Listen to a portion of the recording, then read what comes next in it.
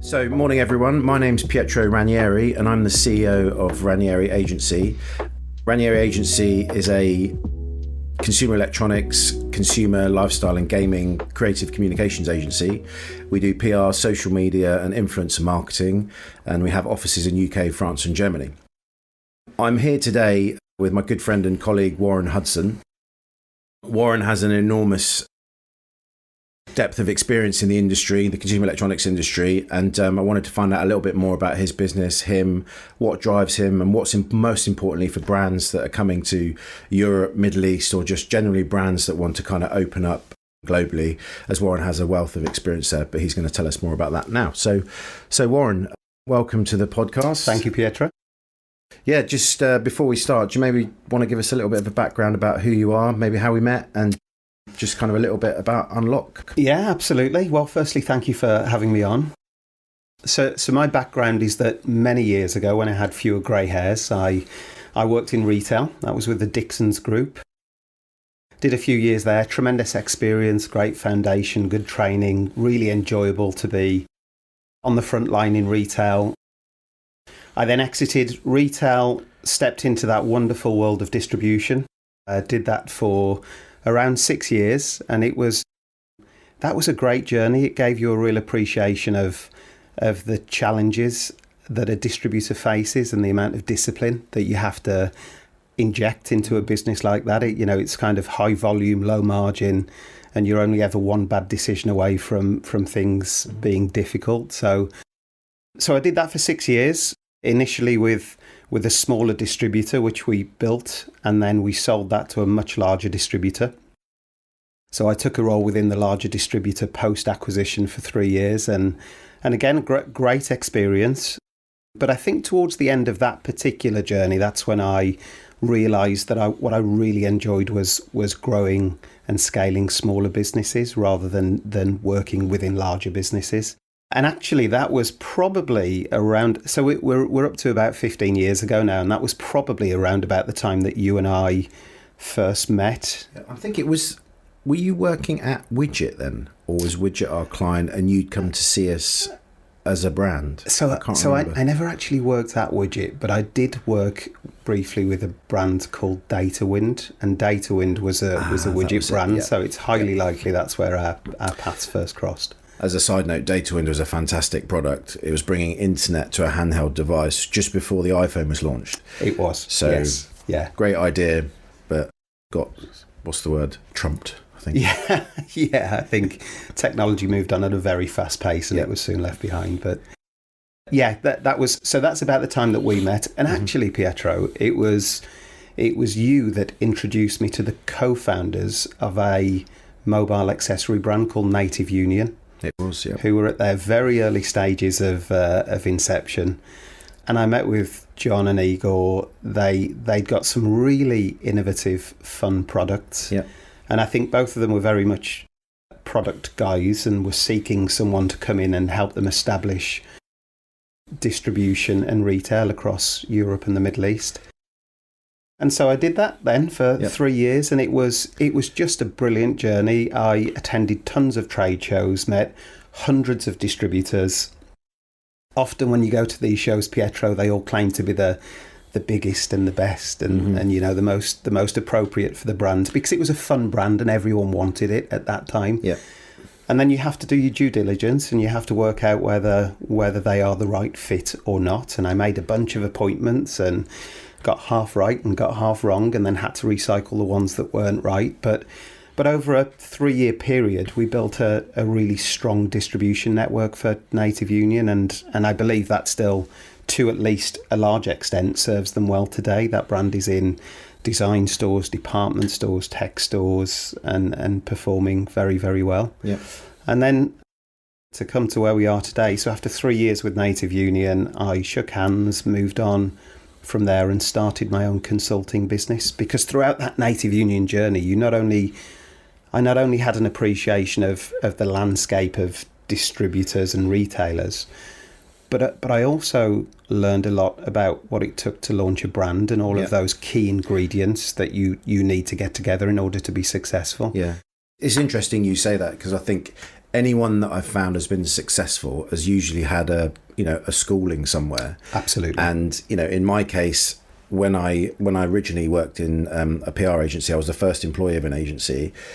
I ended up working for these two guys who are amazing at their job, and I'm still in contact with them today. But they grew the agency to about 30 people. We won lots of big brands at the time in the Mac industry. Like, we launched Macromedia, which was Flash and Dreamweaver. We did Epson, a lot of kind of software development tools. So you get schooled in like how to grow a brand, and Sure. I think it makes you quite entrepreneurial because you see it, and I think you get a lot more from that than maybe joining a big organization where you're just kind of more working on a particular thing. I could not agree more. Yeah. I mean, actually, for me, I felt like I'd had quite a good foundation and a balance, because I'd experienced retail, I'd experienced distribution, and then it was an early stage brand with big plans and a really innovative set of products. So it just took me on a different journey with a different set of experiences, and that was such a great learning curve for sure.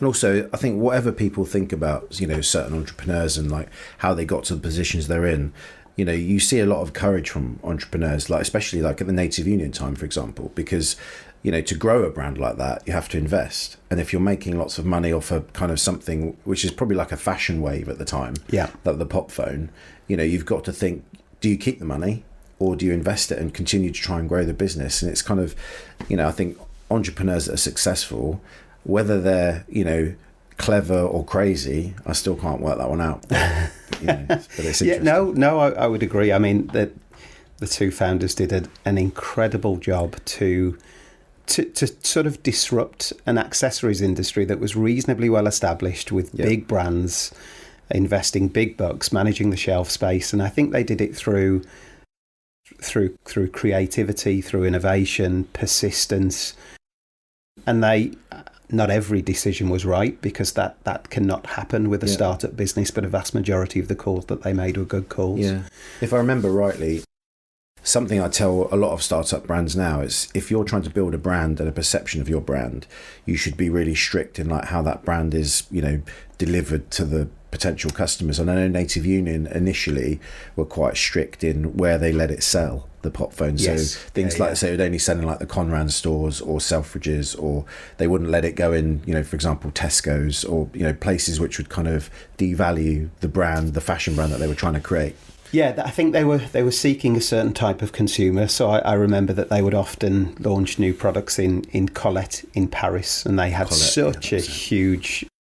I mean, they were a big influence, right? So when you were in Colette, you could have some easier conversations with Harrods and Selfridges. And the volume isn't always where you need it to be, just from that segment. Yeah. But it does give you a great starting point, and then it becomes easier to sort of... if you think about it like a pyramid, you're sort of starting off at the pyramid, but you're at the top. But you need to come down a little bit in order to achieve the volume that's going to stack up as a business. So coming back to the company you formed, Unlock EMEA. So we know that your background, you've got incredible background with distribution, so you understand how that works. You helped launch a brand globally, which gave you lots of contacts all over the world. So tell us about Unlock EMEA, why you formed that, where you are today, what brands you're working with, and just kind of what value you bring. Yeah, cool. So after that 3-year journey with Native Union, I started Unlock EMEA. We're 12 years into this now. I started it because I'd learned an awful lot, Pietro. I'd established a great network of customers. Many of those customers had started to become friends at that stage. It was a really good understanding of the landscape of distribution. So my original idea was, hey, I can go and help brands make smart decisions around partner selection, because it's easy to make wrong decisions. And I've seen brands sign exclusive pan-European agreements with distributors that just couldn't deliver what they were saying they could, and then that was really difficult for them to get out of. Yeah. So I thought... Sorry, just to interrupt there.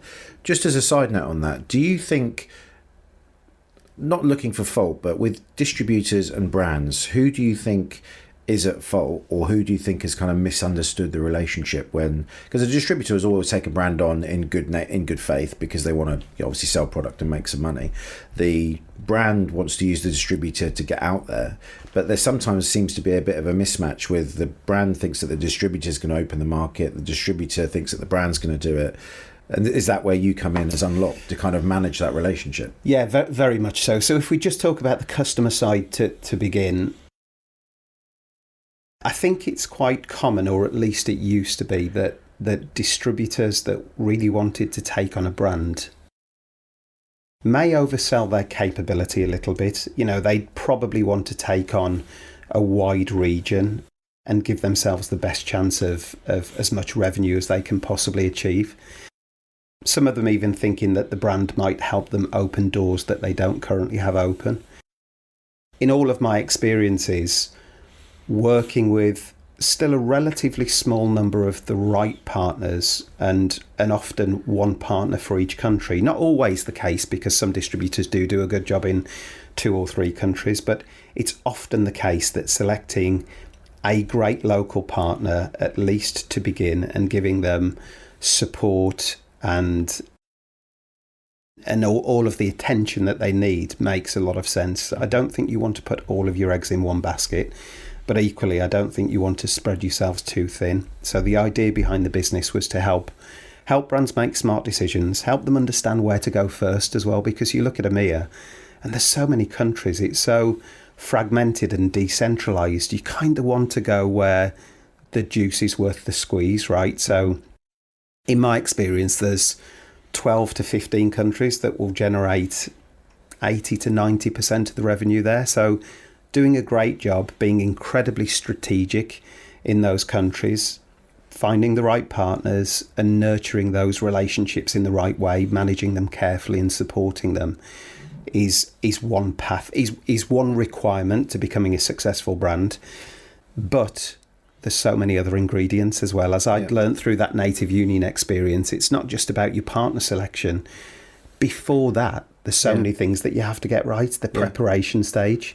And that's packaging, that's compliance and certifications and margins and logistics. And just on the compliance side, you've got the whole GDPR consideration if it's a connected product as well. So the idea behind the business, to come back to your first question, was I'd learned an awful lot about the ingredients required and the journey a brand was going to go on.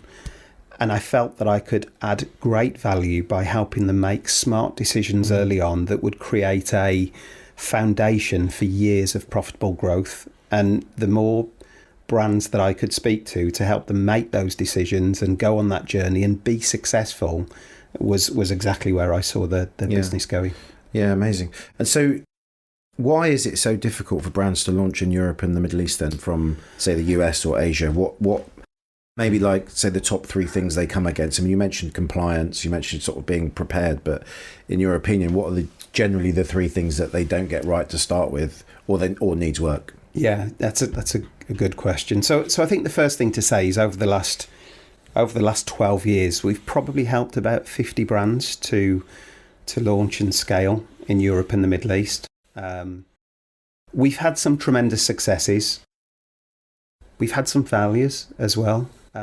We're very selective with the brands that we work with because firstly, you have to be passionate about the product, but then it's having the conversation to understand whether the brand has all of those other ingredients in place. So in answer to your specific question, I would say most scale-up brands that I speak to think that they're ready for launch. But when you dive in, we have quite a comprehensive checklist. And it's hard to pick 3 from there because every brand's different. Every brand has different experiences and capabilities and knowledge when you meet with them.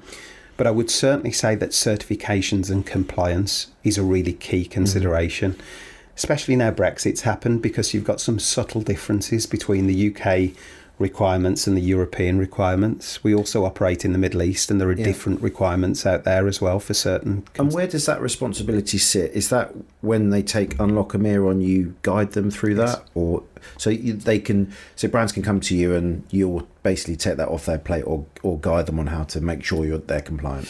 Yeah, we have a broad understanding of what's required to launch a brand. I don't want to sit here and say we're the experts in every field. For example, when it comes to PR and marketing, we know what needs to happen, but we're not a PR and marketing company. We would refer that to the experts. In this case, it would be you guys. Brown envelope. I'm joking. I talk about these ingredients or the factors required to be successful. So, to be a successful brand, there's probably one path out of 100 that will get you there. There's loads and loads of ways that you can fail. So we have a broad knowledge of all of those considerations, be it marketing, where we'd refer to you guys. We can talk the basics, but then we'd bring an expert in. With compliance and certifications, and particularly things like GDPR, we have a broad understanding of what that is. And the brand is either ticking those boxes or not. If they're not ticking the boxes, we're not a testing house. We're not going to achieve the certifications for them, but we will refer them to the right people to work with. We'll often review packaging, and packaging is probably more subjective than even product, right? There's always tons of views on these things, but it's got to capture the attention in retail, right? You've probably got a few seconds to capture the customer's interest, so it has to be world-class packaging. You will have some compliance requirements around the packaging with languages and things like this. So I mentioned earlier, we have quite a comprehensive checklist that we will go through to determine whether a brand is ready or not. If we identify gaps as part of that process, either we can fill those gaps based on our knowledge, or if not, we would bring in experts that can help the brands achieve compliance. One of the hurdles for brands launching, so especially from kind of startup brands, with the experience we've had over the years, is sometimes you find the founder or the team themselves in the early stages can be maybe over enthusiastic. So they're kind of bringing a product to you. They're telling you that they're going to be your biggest client in the next 3 years. They aren't, like you say, they aren't quite ready for various reasons. They want us to start doing all the PR and marketing. And when we speak to you, we know that they haven't got a point of sale. And it's kind of, how do you control some of these founders and kind of, because sometimes there's some people you just can't help because, they've done a Kickstarter campaign and they think they're the business and they're ready to go, but we know they're not. And the brands that listen, I find, are the ones that we can work with because, we want to be successful and maintain a long relationship with that brand and help them grow.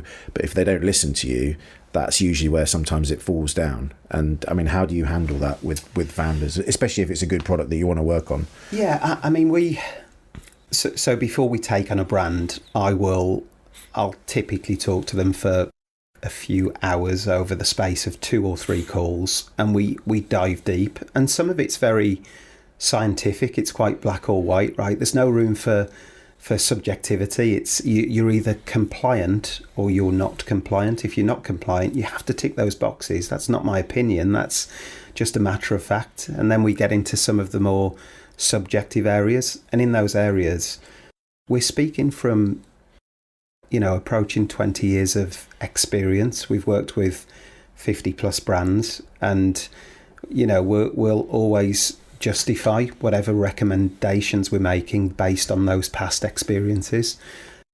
Generally, I find that the people that I chat to within brands are really receptive to that. On the odd occasion, you meet people that have a very different view, and if that's the path that they want to go down, then great. If it doesn't work out, we would tell them that the door is always open for another conversation. But I think I think that the discussion is always, hey, based on our years of experience and seeing, a great number of brands that were not heard of before but are now successful in Europe, and the contribution that we've made to that, we think these are the areas that you need to address in order to be successful.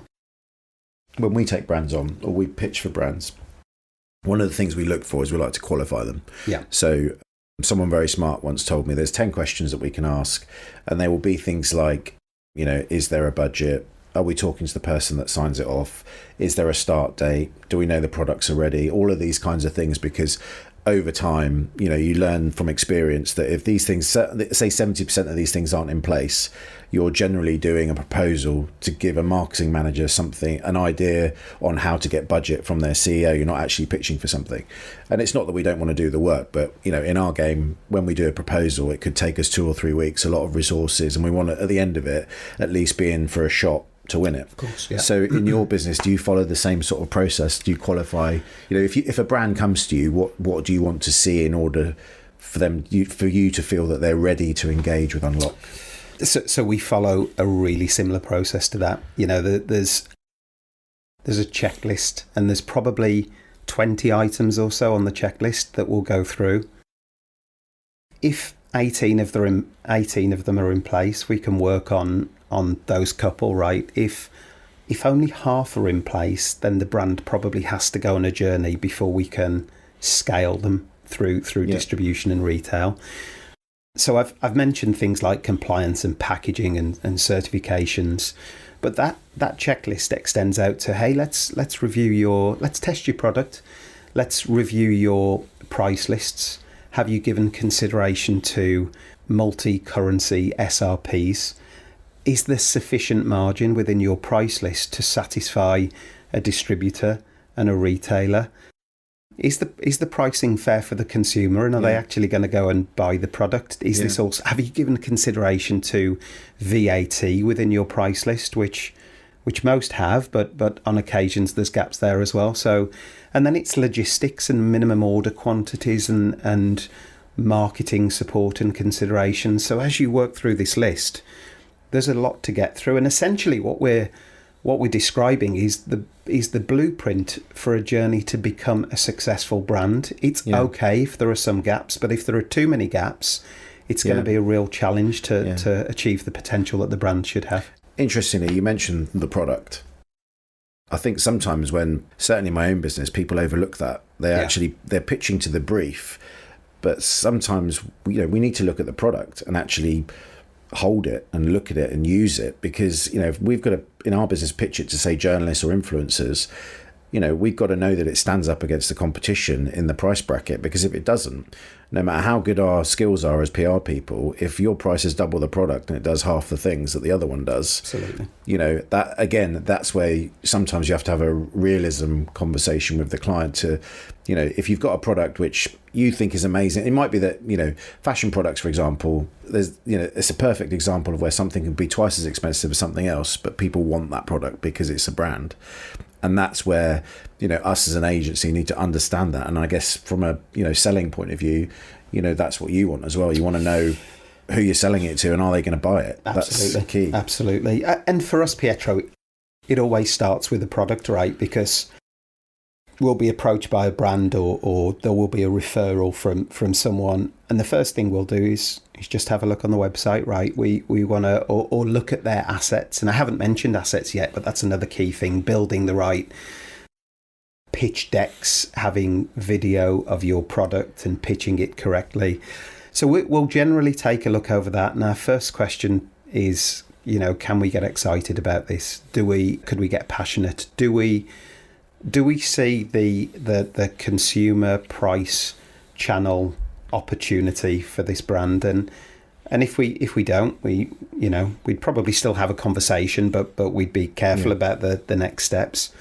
If we do, that's when we'd really dive deep into the due diligence and the checklist and all of those things. But you're absolutely right. And I would add to that it's becoming tougher and tougher to find innovation. The two things that have always interested and excited us are either innovation or great design. And you walk the halls of IFA and CES, and those products are becoming tougher and tougher. So you have to look really hard, but when you find the gems, it's so rewarding to get involved with them. Yeah, no, for sure. So just coming back to the channel, you mentioned about distributors.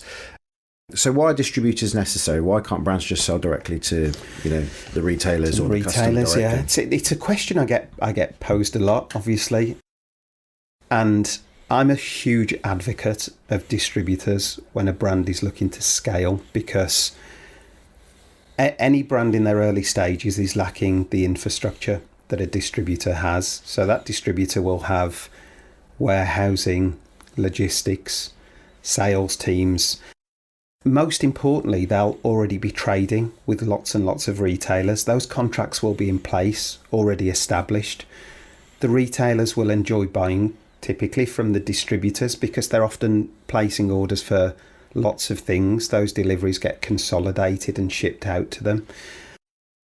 So I think that certainly in the early years, going down a distribution route, being narrow and deep, agreeing typically one distributor per country, and then using them as a bit of a funnel to manage all of the retail partnerships. I mean, flip it around. If you didn't have that, the brand is then having to negotiate commercial terms with every single retailer. Oh, and by the way, the retailer may not even want to deal with the brand directly. Perhaps that requires them to import products directly from China, and maybe they're not meeting the minimum order requirements that a distributor could because they're buying in bulk, break in bulk, and shipping locally. Credit lines is another one. I mean, does a scale-up brand want to have to review and continually manage credit line for what could effectively be hundreds of retailers around Europe? The answer's going to be no, and working through a smaller number of distributors who you can partner with strategically makes a lot more sense. Yeah. So, and is it easy for a startup brand to get taken on by a distributor? Because I understand from working with some of the bigger ones, there's definitely criteria that they need to meet in terms of volume, potential sales volume, the amount that they're trading, in order for a distributor to even look at them. I mean, are there ranges of distributors that people can use? There are. Yeah. That's a great question. You've got larger Western European distributors that will generally want to see scale quite quickly. So they're either looking to inherit business that's been built, or they want to be absolutely confident that they can achieve some big numbers quite quickly. I mean, a sort of benchmark really is, if it's $1 million top line and a 100K bottom line, that's interesting for a really big distributor. If you drop too far below that, then it probably isn't, and you need to look at doing something a bit more niche. I think distributors tend to look for similar things to us. I think that's why a lot of the distributors that we work with respect some of the work that we'll already have done with the brand before it even arrives at their doorstep.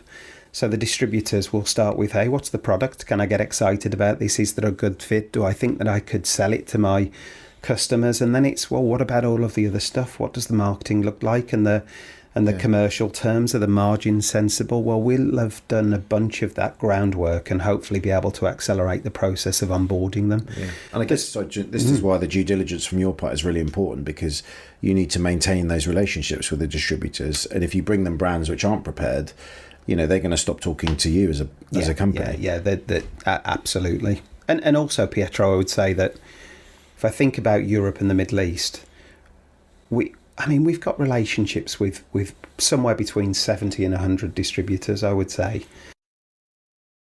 We would build a strategy for a brand depending on their product type, the category it falls into, their own capability, what they're looking for, what sort of revenue can be achieved quite quickly. And we already have a picture in mind of how we put together what is actually quite a complicated jigsaw of distribution, where you want to make sure that you've got all the pieces in the right places, but there's also no crossover, and that it's carefully managed. So we would, if the category is app-connected products, then we kind of know which distributors, and they're complex to explain, we kind of know which distributors might do a great job there. If it's phone cases or power, we have a different set of distributors in mind that have great connections and capability in those areas. So I think it's horses for courses, it's round pegs in round holes. Onboarding distributors isn't easy, but then building a brand isn't easy. But if you've created that great story, starting with the product, and you've been shopping and you've got all of the ingredients and you're ready to cook the meal, then generally the distributors will be excited and will be looking to come on board. Yeah, no, of course. You work with lots of different brands, but are there any particular segments you sort of focus in, or would you work for anyone? We're very selective with the brands that we work with. I wouldn't narrow it down to a category, but I would say that we appreciate innovation and great design. They're the two areas. So if a brand can, our general world is that of consumer electronics. We have done a lot of stuff with connected products before, products that have a story to tell, and I think we do a good job in that space. But also we've had multi-year engagements with great brands like Sphero and Satechi and 12 South and Nanoleaf, although Nanoleaf is app connected. A few of those brands that I describe are not app connected. They operate in that accessory space with a preference on the kind of Apple side of the accessories, and we've always felt that that's gone quite well for us, really. But yeah, for me it's all about innovation, great design, and then having all of those other ingredients in place. And one thing that I haven't mentioned, Pietro, is patience. You know, it's not going to happen quickly. Brands have to be sensible with their expectations. I mean, there are some quick wins out there. There are some low-hanging fruit, but generally, I think giving yourself a sensible runway is really important. If the expectation is big orders in the first 3 months and having 10 distributors on board, I mean, unless you've got mega money to throw at that and you happen to have just created a new iPhone, then your chances of success are quite slim. So we do manage a lot of expectations with brands as well. I think this is where, when you're an established business, taking on a startup brand, it's trying to understand what we mean by startup. Because there's a startup where, you know, there's a guy in a bedroom who's just come up with something and he's done a Kickstarter campaign and he's got 10,000 of, you know, total revenue, and all of a sudden he thinks he's the next Steve Jobs. Or there's a startup brand that has an established product range, you know, already has some orders going through, and kind of, you know, where do you sort of sit in that? You know, where's your preference in terms of startup brand? Yeah, so I sort of define them as startup versus scale up. I think that the startup brand is, you know, when you walk the halls of Eureka Park at CES, you're seeing lots of startup brands, and they're about to go on the harsh reality is that more than 95% of them probably won't be there this time next year, because the journey they're about to go on has often been underestimated. So we enjoy taking a look around there. We enjoy talking to people in those areas, but we tend to be a bit more focused on the scale-up area. The scale-up definition for me is, you know, they may have been through a round of investment, they've got product ready to go, they've learned some lessons around packaging compliance, maybe they've got some retail relationships already, they're doing well in the US, maybe Asia, but they're looking at Europe and the Middle East, and they're a little confused because there's a lot to go at, there's lots of countries and there's lots of considerations. I think that's the moment that we can step in and add a lot of value, to be honest with you. I mean, for the startups, we can probably help with an education process, help them understand the journey they're about to go on and make recommendations. But I think our real core value is added by scaling brands, and that happens when they're ready to scale. And being ready requires them to have learned a few lessons and been on part of that journey already. Yeah, well, it sounds to me like, I mean, Unlock, in that journey, Unlock are essential. You know, without the experience that you can kind of deliver, if they don't have that experience themselves and they haven't been on that journey, you know, they're basically going to be behind by 5-10 years of experience. They just want someone that knows what they're doing, help them launch, get the advice, you know, get managed, and just kind of, you know, get going. Otherwise you spend all that time relearning the wheel when someone like you has already done it. That's Pietro, honestly speaking, that's where I was 15 years ago when I started out with Native Union. I didn't know anything 15 years ago. No, it's just, I know marginally more now. But no, that was the journey, and it's really easy to make bad decisions, and bad decisions can cost you everything, right? So the vision that I always had for the business was help brands make smart decisions earlier on, help them understand the journey they're about to go on, help them build the right partner network, the right infrastructure. You know, even things like commercial contracts, the amount of contracts that I see from Asian or US brands that aren't always compliant with European law. You have to be very careful around things like GDPR, and even price fixing is a really key consideration as well. So we give a lot of advice and support on that. I think, going back to what I said earlier, there are very few ways, there are very few routes to that path to be successful.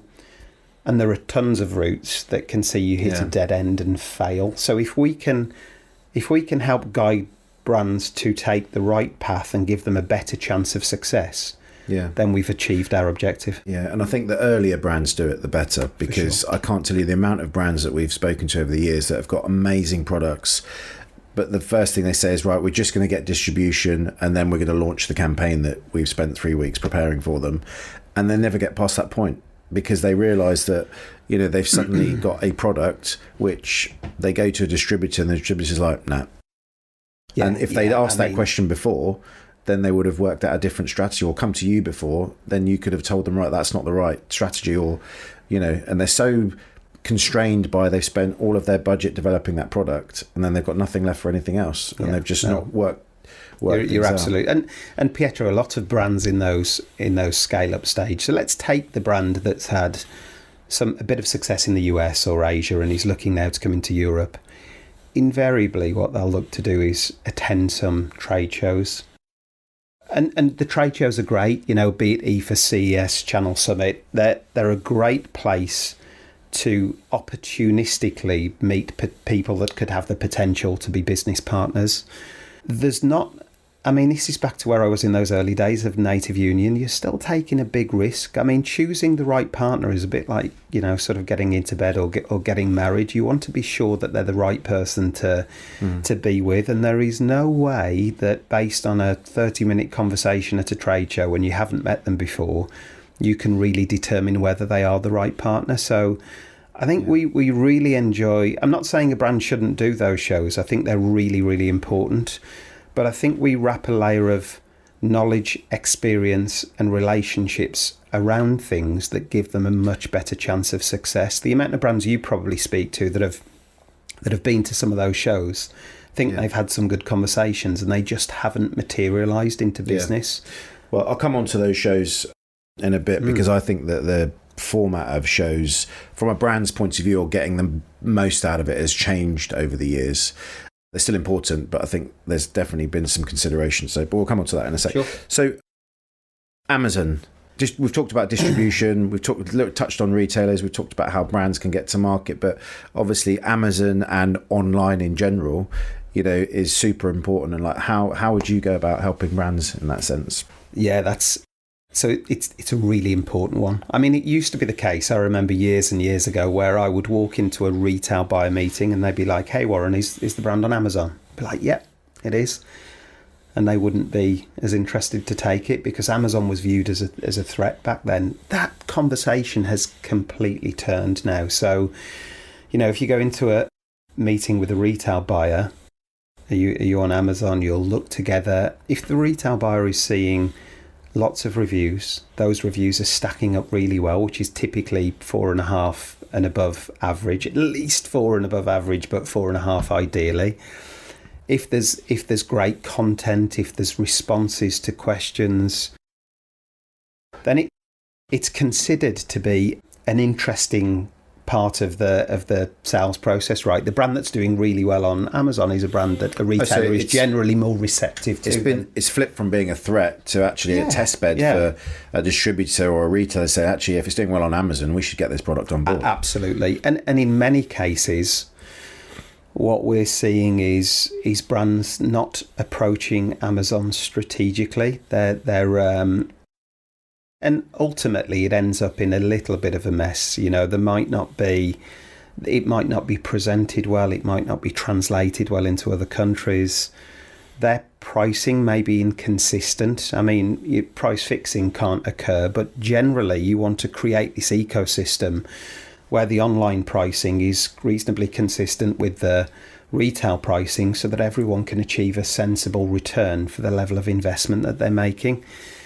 If things are out of control online, then the retailer's going to be far less receptive to bringing the brand in. So Unlock EMEA has an Amazon team. We can and do support brands where necessary. We built that capability really on the back of a few US and Asian brands saying to us, we're getting confused here because there's lots of countries. We need to register for VAT in every country. We're not sure on import logistics and some of the other requirements. And then there's not only the translations, but optimized translations with keywords. So we thought, hey, we'll build capability that could complement things for them, support their efforts.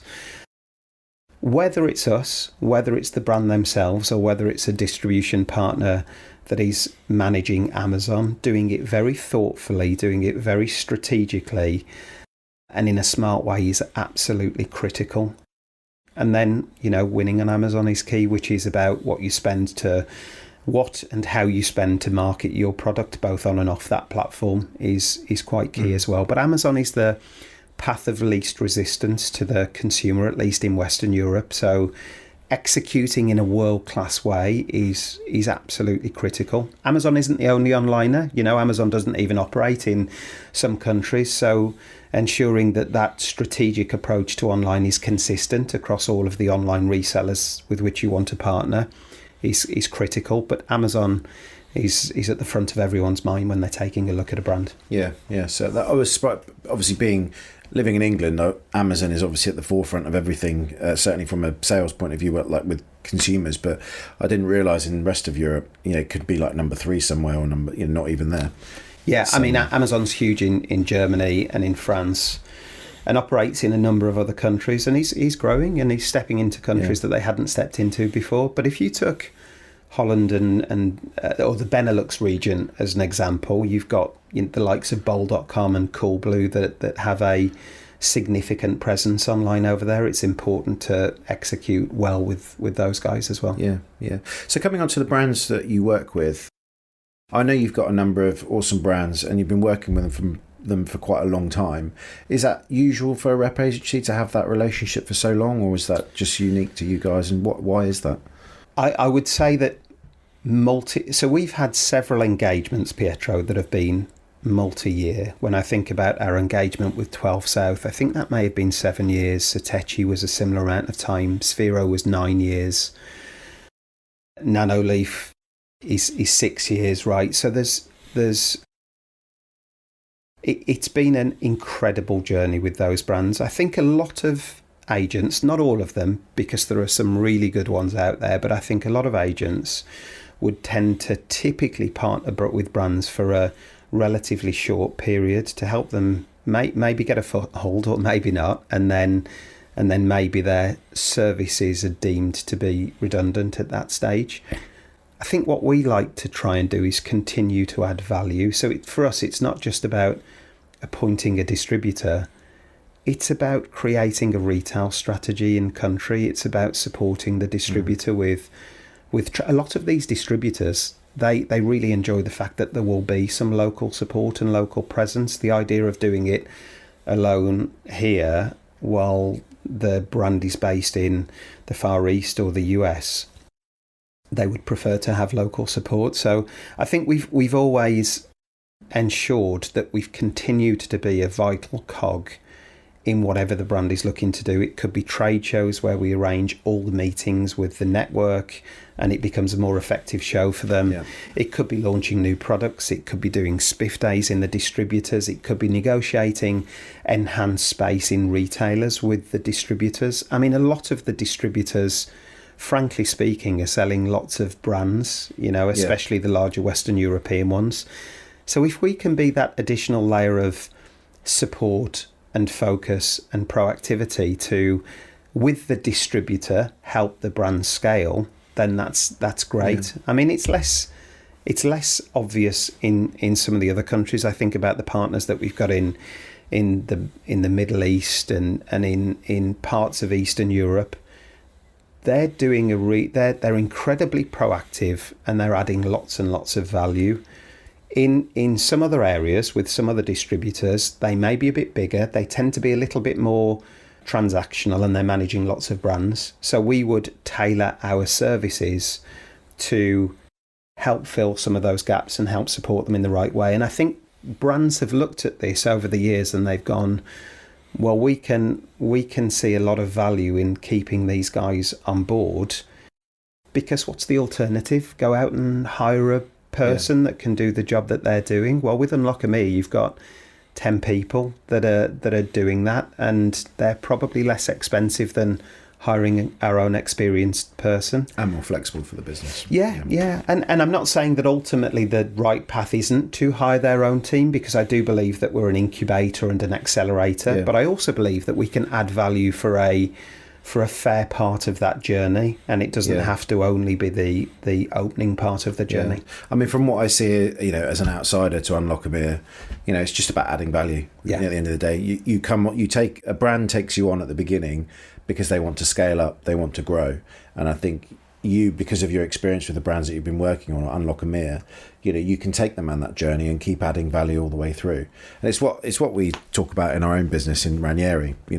We keep clients for a long time as well, but we can grow with them. But it's always about adding value. You should never sit back with a client and just think that they're your client and that's it. You should be thinking, right, what's the next creative idea? What's the next kind of market they could be going in? In your case, how do we grow that market? What are the potential threats? You're kind of acting like one of their team and adding value and really sort of wanting to go on the journey with them, because lots of people can do a job, but they're the people that don't last the term because they're not going on the journey with the brand. Absolutely. That's really... I think you make some really good points there. Number one, I think there's no room for complacency, right? Yeah.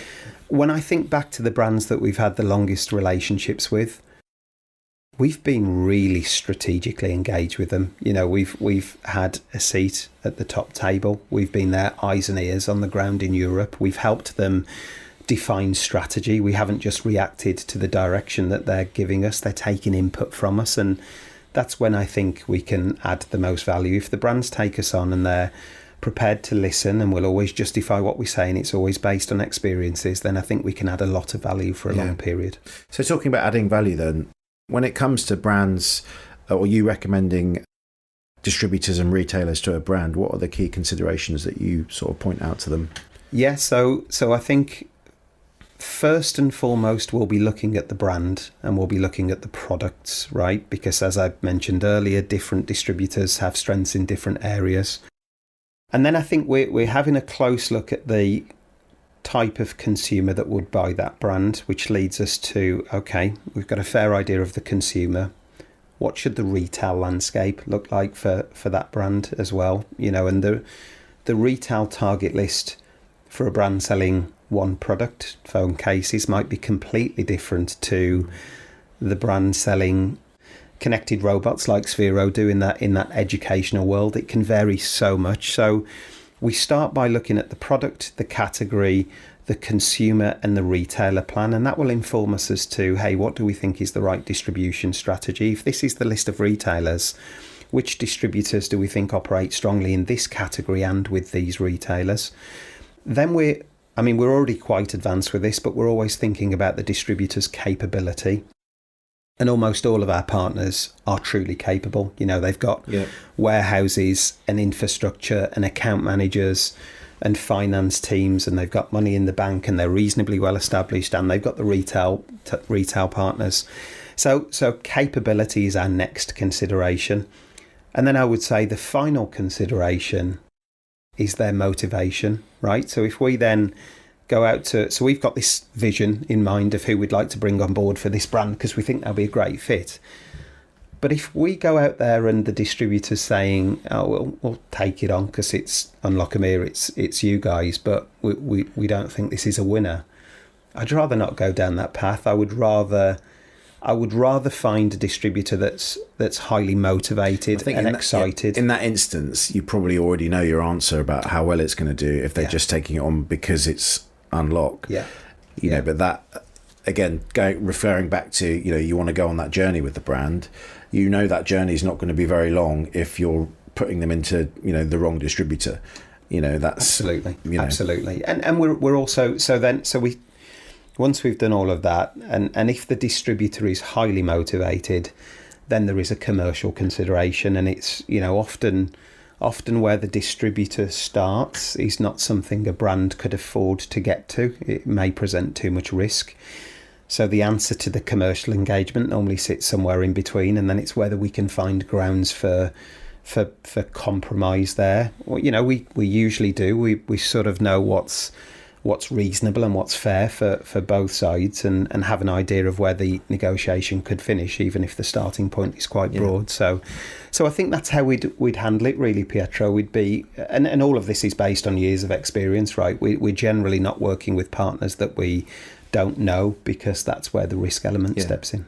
Yeah, the next question I had here was, which I think we've touched on quite a lot, could one distributor cover all areas, or do you need multiple distributors in different countries? But I think you sort of answered that through the... Yeah, I think I'm generally an advocate of a distributor per region. And it can be the case that some distis can cover 2 or 3 regions for sure, but having local experts, local knowledge and local understanding is absolutely critical. Some distributors will claim to be able to service lots and lots of countries, and some they probably do a good job in, some they may just dip their toe in the water a little bit. So I think brands certainly have to be careful about granting exclusivity to wide regions when they have limited or no experience of working with a partner, because that can be a path to making a bad decision, which can create a hell of a hangover.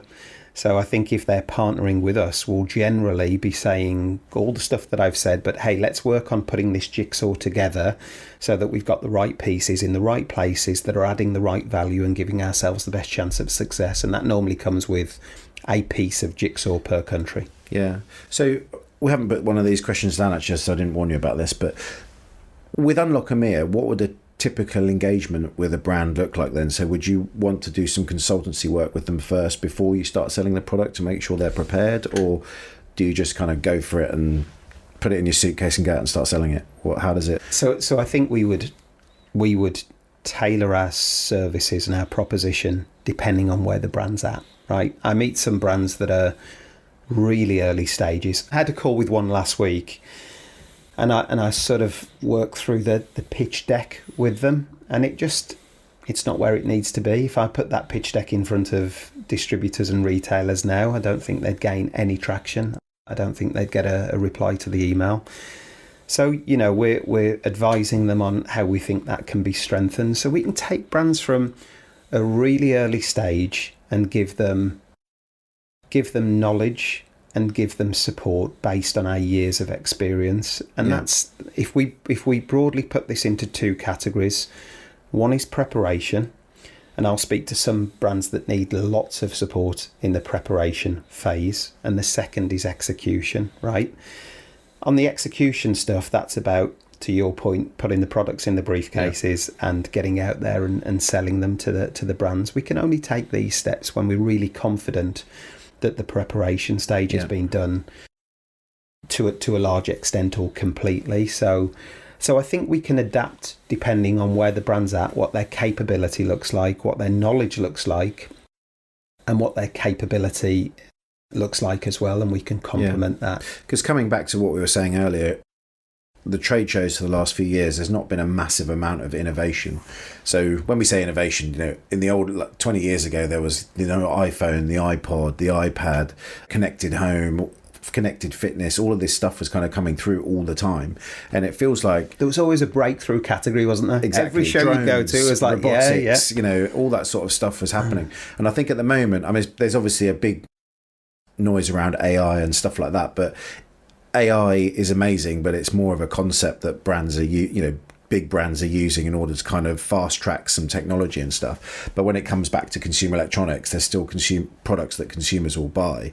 And I think the preparation part is really like the most important thing now, because a lot of brands are doing similar things. And if you're taking a brand to market, the thing that separates them is like the preparation and being presented correctly, because there's probably like 10 products in that category that could all potentially sell in that market. So if you're not doing your homework, you're already falling over before you even get to the market. Yeah, especially the more established categories, right? Because you just have to be world class in every respect if you're going to take some market share from there. I think at CES this year, that the breakthroughs are probably, rings are becoming more common, more popular. Eyewear was interesting. There's some innovation that's occurring there, but I think, and even in those spaces, it becomes competitive relatively quickly. I think there's always room for a winning brand, and that winning brand executes in a world-class way in every area,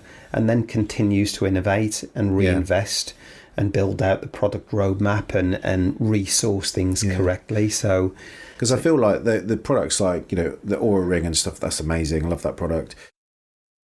The glasses that are being produced, but I feel like it's like they're fine-tuning products to find their market at the moment. Because if you think of the Ring, it's a cool product, but you've still got, like, you know, trackers and all that kind of stuff that, you know, they're just adapting the model of that particular concept. Yes. And it's, you know, so it's cool, but it's not like it used to be, where there's this, you know, this amazing new product categories coming out. It's not groundbreaking stuff, but it's still cool stuff, right? There's always going to be a market for and I'd love to work with Ring, by the way, in case they Ring, Aura and Ring.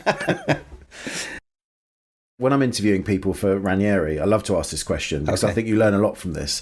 So, you know, tell me about your biggest success, but also your biggest failure, and kind of why you think. So success doesn't mean, the most you've ever sold. It could be something like, you know, someone you mentored or something like that, in terms of like a success for you personally, and then like a failure that you think that taught you something about, you know, moving forward.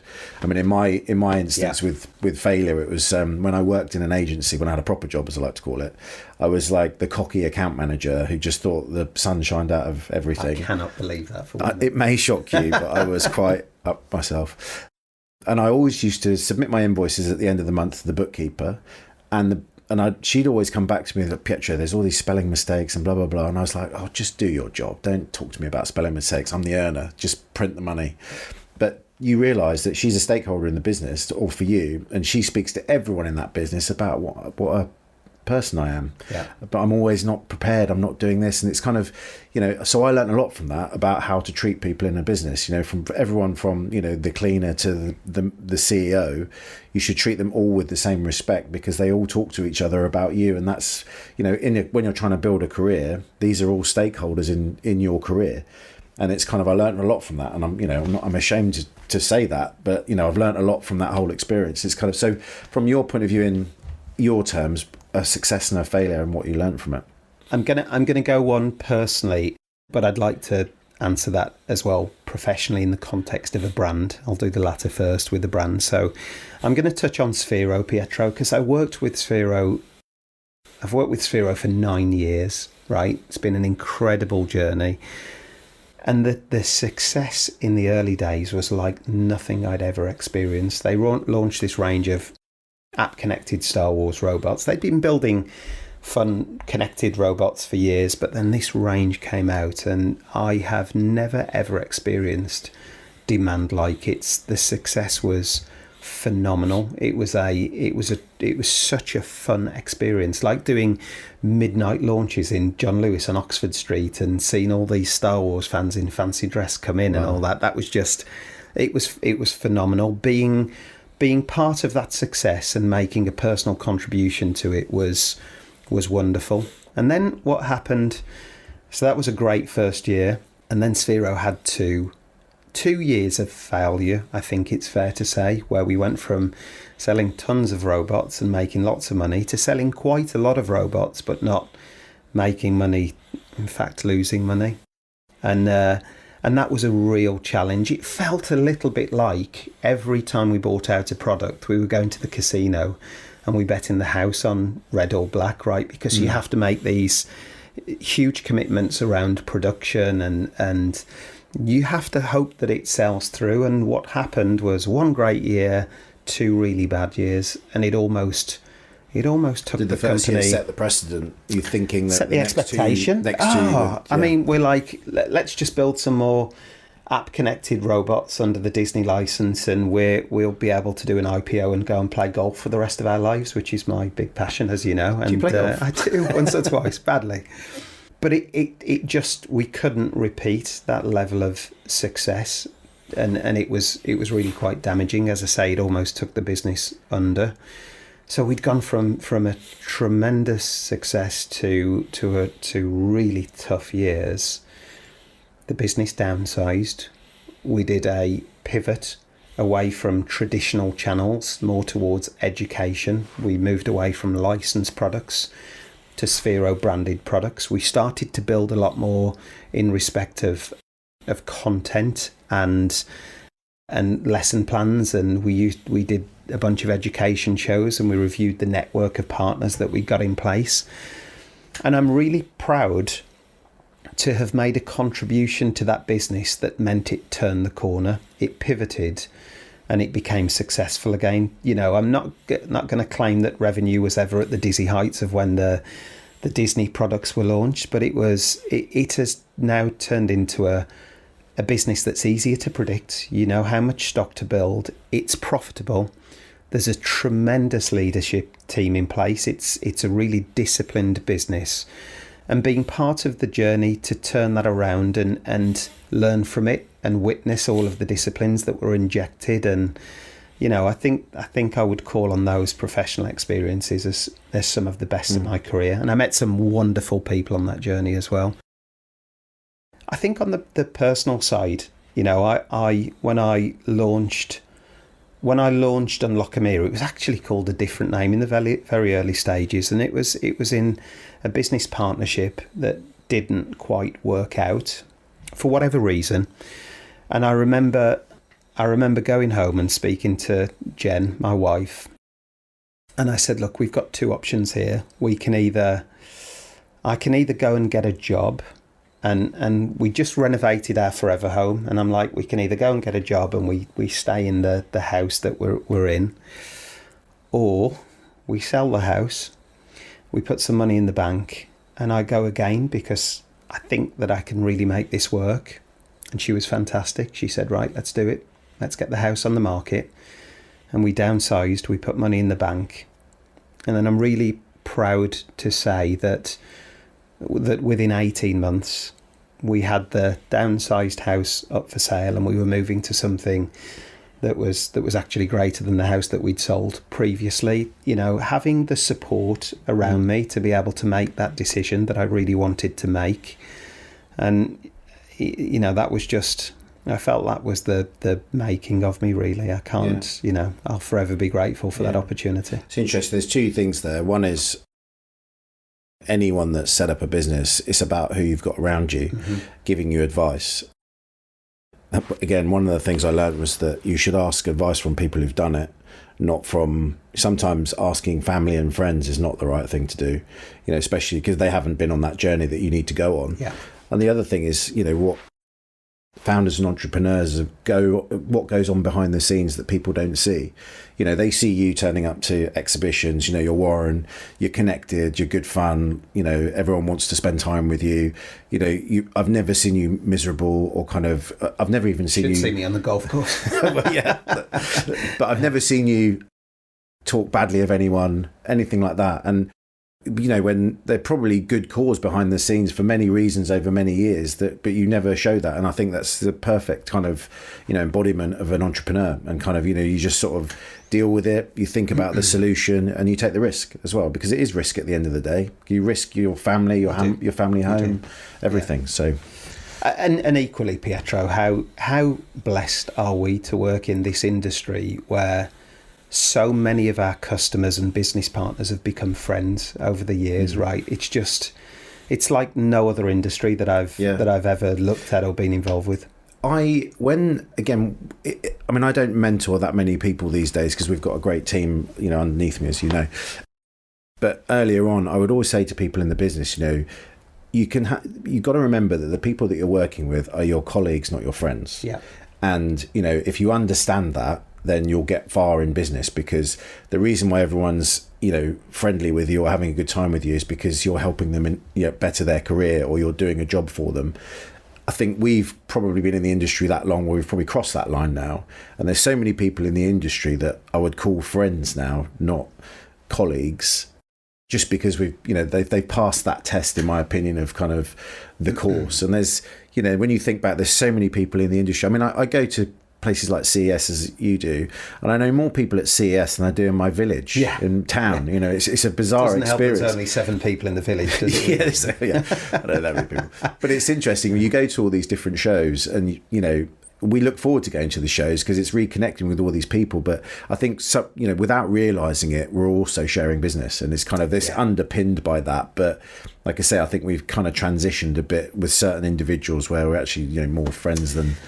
But for sure. And we have to remember we're doing work as well. That's yeah. And as for the shows, I always enjoy going there. I couldn't do them all the while because your liver needs a bit of a break after a while. You need to get back on the water and vegetables. But what a tremendous experience to be reconnecting with all of those business partners and many of those friends face to face on a regular basis, and having some fun as well as building connections. What a small place the world is these days. You can just, like with we both went to Dubai a few months ago for the Dynasta 20th anniversary party, and it was like, I probably should have gone for more than one night, but it was a great experience. But that was all down to your relationship with the people in the Middle East that you're doing business with, that we're all sort of connecting the dots. So it's great. Another great region where there are, there are so many really good distributors out there, and I have nothing but huge respect for the job that they're doing. They're adding tremendous value,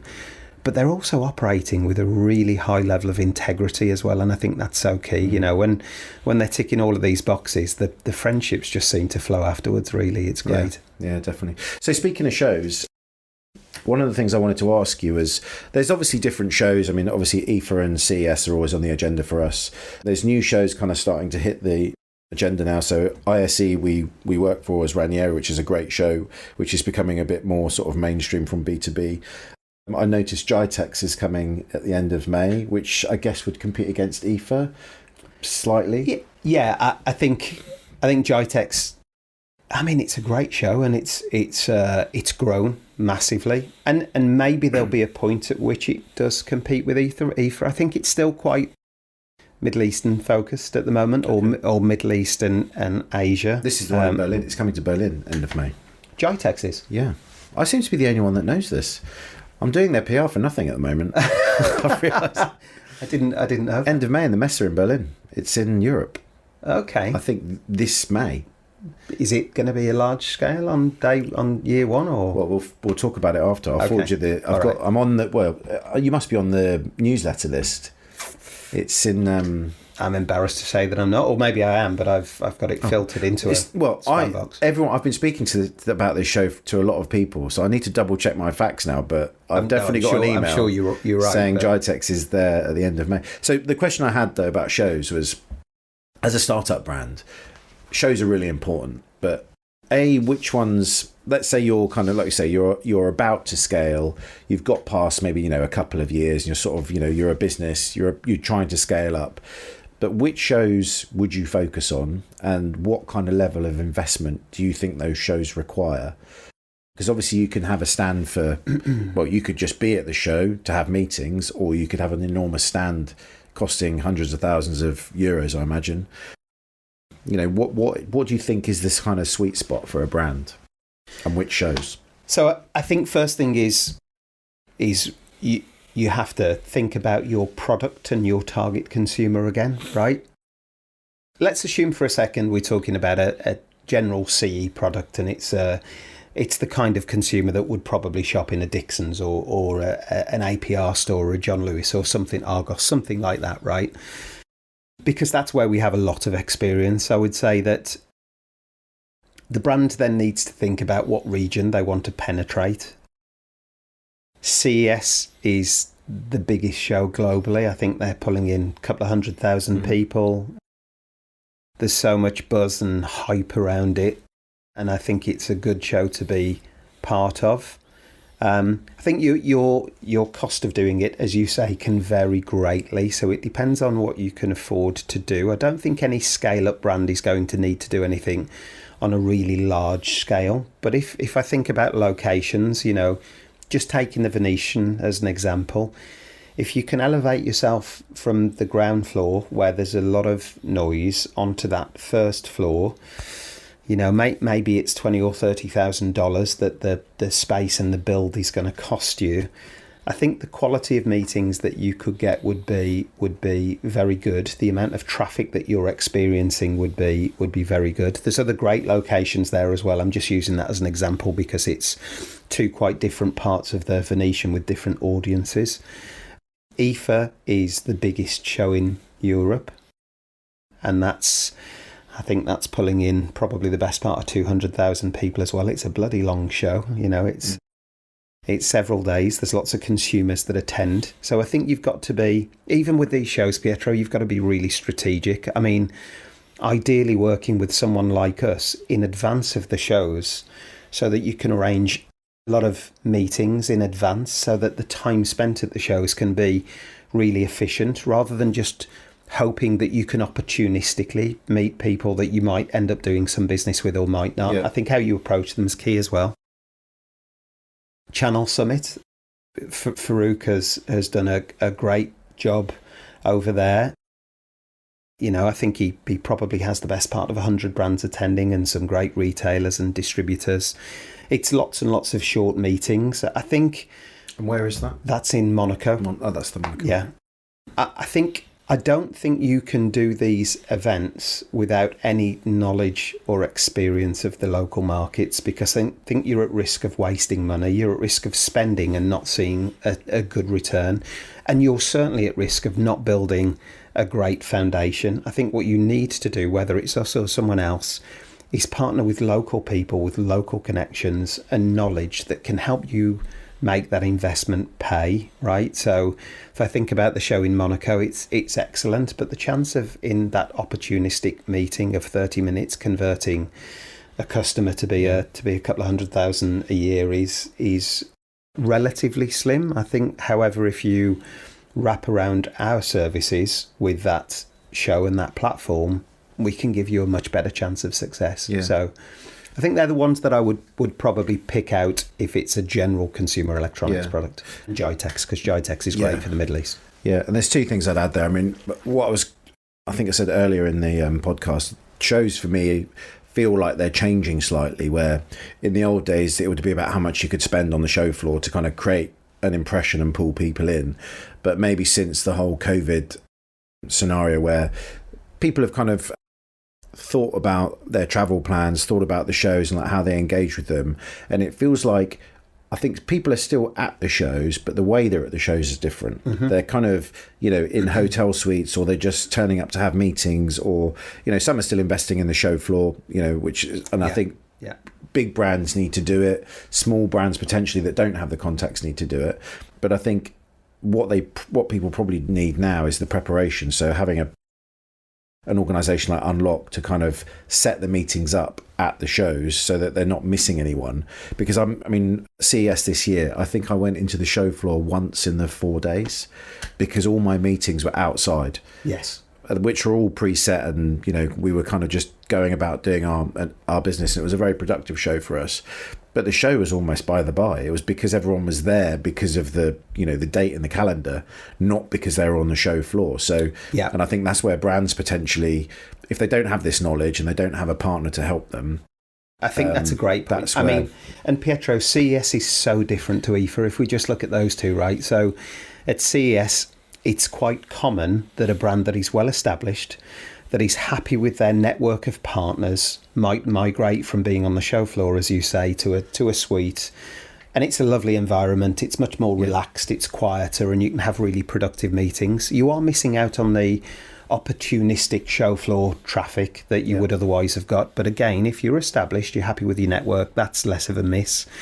If you're not established and you need to go and that opportunistic traffic is important to you, then you probably want to be in the thick of the action at CES. At IFA, there's not the suite approach, right? It's everything is there at the show. But what I would say about IFA is, again, like, preparation is so important. Arranging the meetings is so important. You can spend $10,000 on doing something, whether it's you just attending or taking a small stand in the iZone in collaboration with us or a distributor, and prepare correctly and have a bunch of meetings and see a tremendous return on that investment.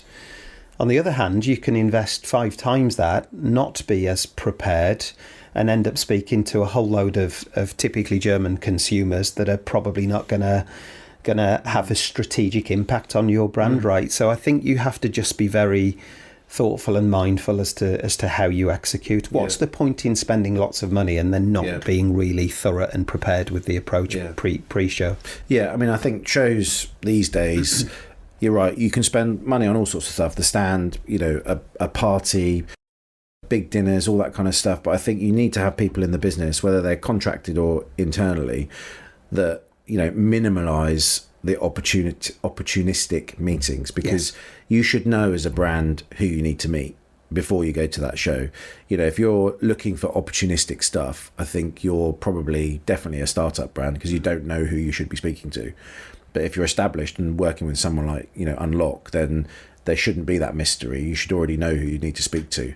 And you could be working on that 3 months before. Absolutely, yeah. Why wait till CES and IFA? Start speaking to them beforehand. IFA or CES could just be that opportunity to have a face-to-face meeting, or, meet for a drink in a bar and get to know the person and all that kind of stuff. I mean, there's no substitute for a bit of face-to-face contact, but actually, we're certainly not an alternative to shows and events, because I think they're an important consideration in that wider picture.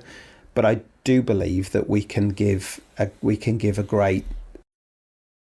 great insight into what the landscape looks like and who the right partners are to be partnering with prior to the show. As you say, make best efforts to progress those conversations, and then the meetings at the show become a bit more efficient, a bit more slick. There's a purpose to them, there's an objective, there will be an output, and maybe it's just it's putting the final touches on a relationship. It's still key, it's still important, but it doesn't replace the sales effort. It's nice to have a meeting when the other side knows who you are, and you're you've already done your due diligence. You already know there's someone. A couple of calls. They've had a look at samples. There's a positive response, and it's, hey, let's meet at the show. It's a meeting about business rather than trying to find out if you're someone they should be speaking to.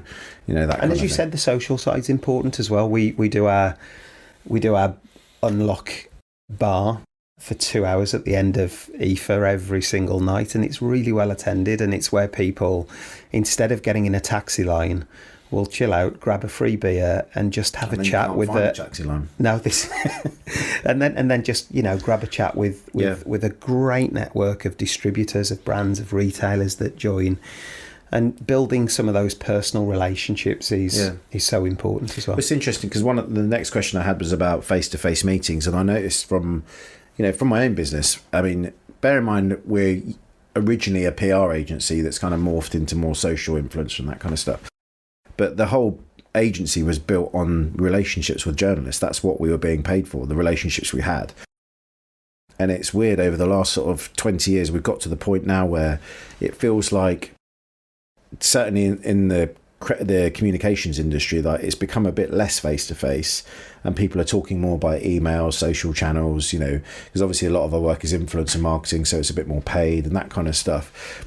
And I just wondered, within the sales part of the industry, is the face-to-face still as important, or do you feel like it's dropped off a bit because of the sort of newer generations coming through, and things like COVID have actually, I think, at that time it stopped people meeting, and then I think it then started to question whether they should be traveling or not, because I know certain brands, big brands at IFA, that some of them we work with, they don't even have a presence at IFA anymore, because they just felt that they didn't lose anything by not being there, or IFA not happening, so they've ended up just like spending that money on something else, which is interesting. So.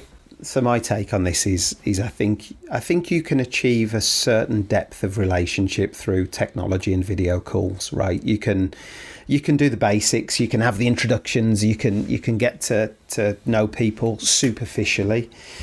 I think when it comes to really building relationships and potentially friendships, there's no substitute for face-to-face contact. If you think about, some of the best times that I've had have been in Vegas or in Berlin, having dinners with partners and having a laugh and starting to understand like their lives beyond the business stuff, and talk about families and all of that. And I think that paves the way for long-term partnerships and friendships that cannot be replicated just through technology and video calls. It's done. Once you've got that relationship, it's done. You're not having to then, reinvent the wheel every time. Absolutely. Absolutely. Yeah. So I think technology and video calling and all that stuff plays a really important part. I'm glad it exists. It's super efficient.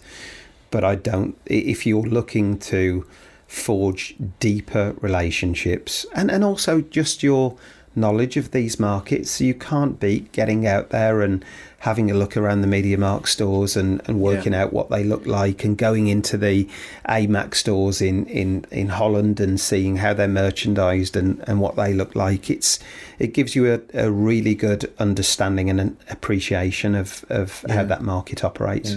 It's interesting, just the whole general face-to-face thing. If you look at office work environments now, where our own office, they're in Mondays, Wednesdays, and I think there's an optional third day they can come in on a Thursday, or usually Thursdays because it's drinks day in London on Thursday. Oh right, okay.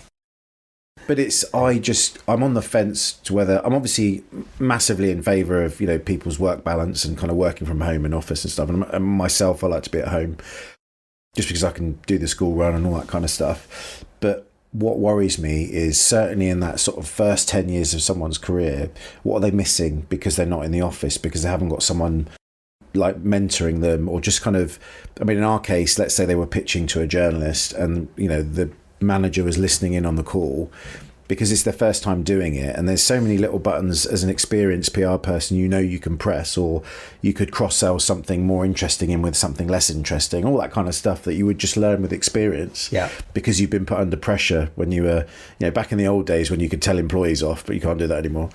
I was told off many times. But how much of that are they missing when, what parts of the job are they not learning, or or are they taking longer to get to where they need to be because they haven't got that sort of face-to-face office experience? I don't know the answer, but I think there's got to be an element of, if you're working with your colleagues all day, every day, you're going to soak things up that you can't soak up if it's only ever virtual interaction, right? But I think weighing up that con against the pro of the work-life balance, probably the efficiency of not having a large commute every day, and that's often wasted time. And that, I like you think the right answer here is a hybrid model where you're getting together sufficient enough so that the risk of not bouncing ideas off each other is not there, but also you've got that really efficient model of remote working as well.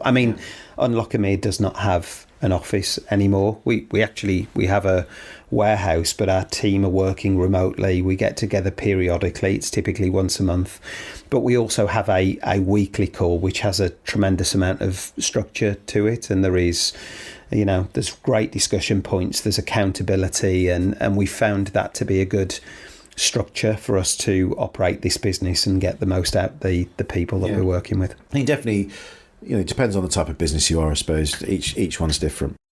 Yeah. Running a manufacturing business remotely might be a challenge, right? So, or a restaurant. Podcast studio, a bit difficult.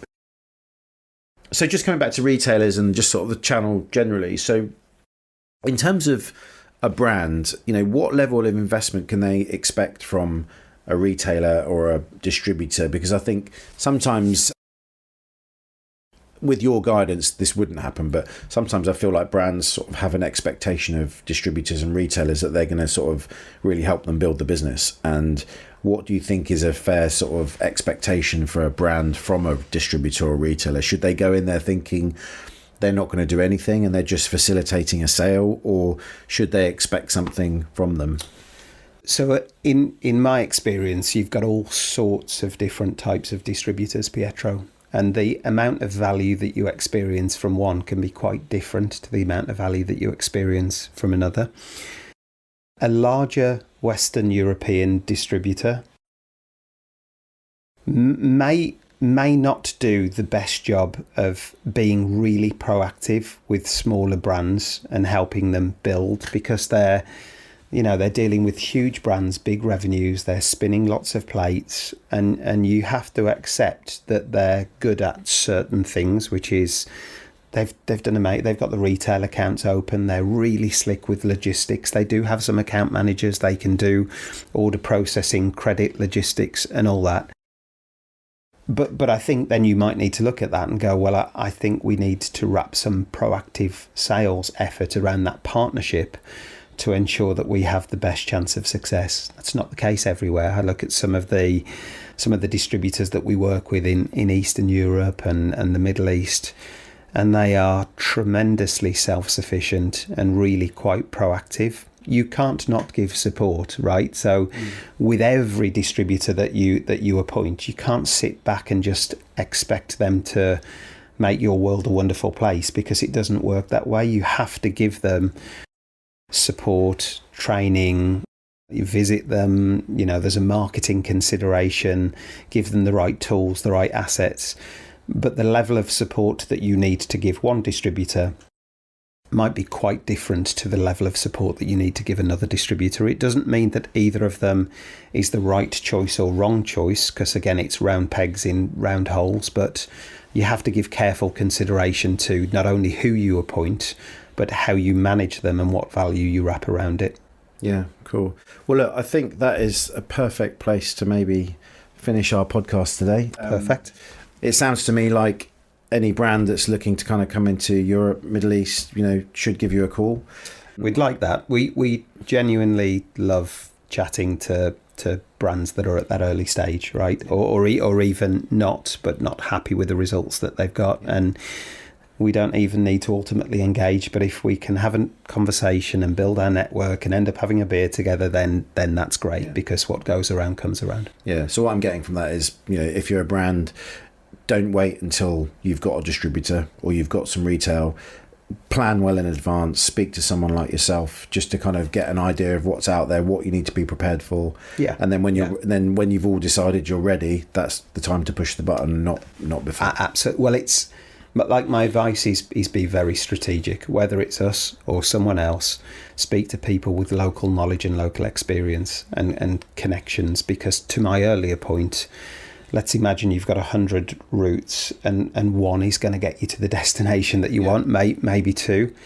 A lot of the decisions that you're at risk of taking may result in you not being the success or achieving the potential that you have. By talking to people with experience, you're giving yourself a better chance of building a long-lasting foundation that can give you years of profitable growth. And that's what we'd love to talk to people about. I mean, that's the key. At the end of the day, we're all trying to make money. We're all trying to kind of help each other grow in the factor that we're in. So if you're a brand, we want to help you sell more. As a marketing agency, as a sales rep agency, you want to sell more so you get commission. I think that's where sometimes, if all of us just kind of, plan, do our due diligence, then we can all be successful together. Yeah. So couldn't agree more. Thank you. Yeah. And thanks for your time, Warren. It's been great. I mean, obviously you're a great friend and colleague. Yeah. Look forward to seeing you. Thank you for letting me be part of this. I really appreciate it. Thank you. Thanks, bud.